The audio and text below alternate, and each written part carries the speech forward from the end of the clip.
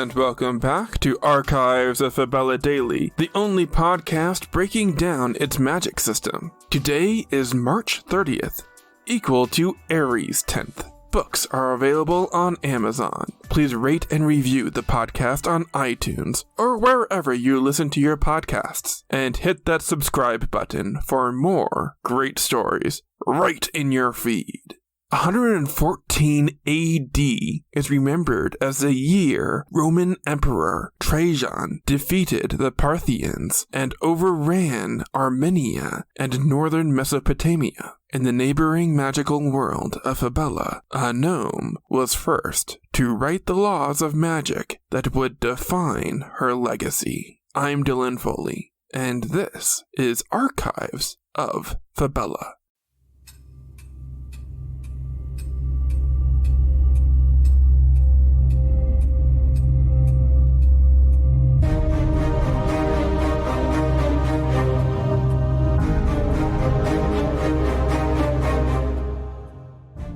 Beyond our world, there is love. Beyond our world, there is war.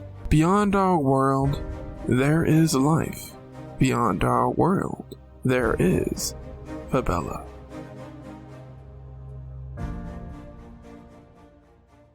Aries 10th, 4114 FY Fabella year, equal to March 30th, 114 AD. Earth year. Dwarves, or dwarf kind, were a race of people measuring below 5 feet tall. The name dwarf strictly referred to a male of the species, because females were gnomes. Long dark hair, a stocky build, and deep voices were typical trademark characteristics of dwarf kind. Beard length was a source of pride among the male population. The most famous gnome in history was Terra, daughter of Hogan. You may remember that we've met Terra before in the episode titled The Child. She was a baby who couldn't control her magic. By the year 4114, Terra has grown up and made a name for herself as the inventor of the flying broomstick. A disciple of Aphrodite and a heroic sentinel who fought against the 4110 rise of the evil Titan army. Now she is about to embark on her greatest claim to fame, starting a school of magic. Before she opens the doors to her academy, Saint Terra first has to develop a curriculum. On Aries 10th, 4114, she unveils her design for the different classifications of magic.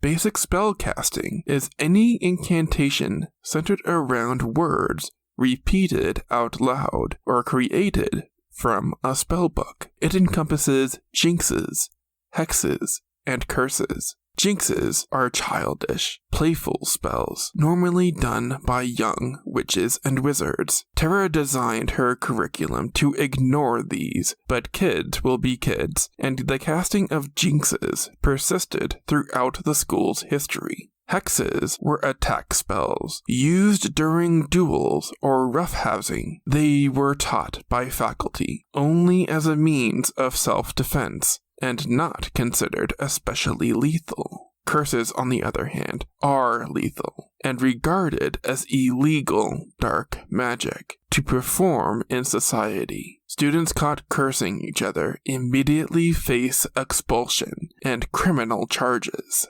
Divination is the term for performing a spell with the power granted to you by God. This involves fortune-telling, spiritual-centered spells, and spells cast under extreme stress. This is the most common type, especially for beginners who cannot control their magic. Witches and wizards who exclusively use divination are called diviners and shaman.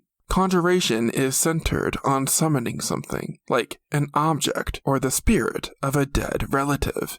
Conjurers have a reputation for having a high opinion of themselves because they can create objects out of thin air and are basically omnipotent gods. Conjuration was complex because witches and wizards had to repeat a long list of incantations to create the shape, material, and color of the object they were using magic to create. This often went wrong in absurd and spectacular fashion. Charms exclusively concerned object-centered magic. Medallions, rabbit's feet, tokens, talismans, etc. All that belongs in charms because its magic is contained inside an object. Enchanters and enchantresses always carry a lot of stuff with them and collect random knickknacks. Further subjects in magical education developed as Terra continued to refine her curriculum. St. Terra's Academy of Magical Arts and Sciences opened its doors in 4115.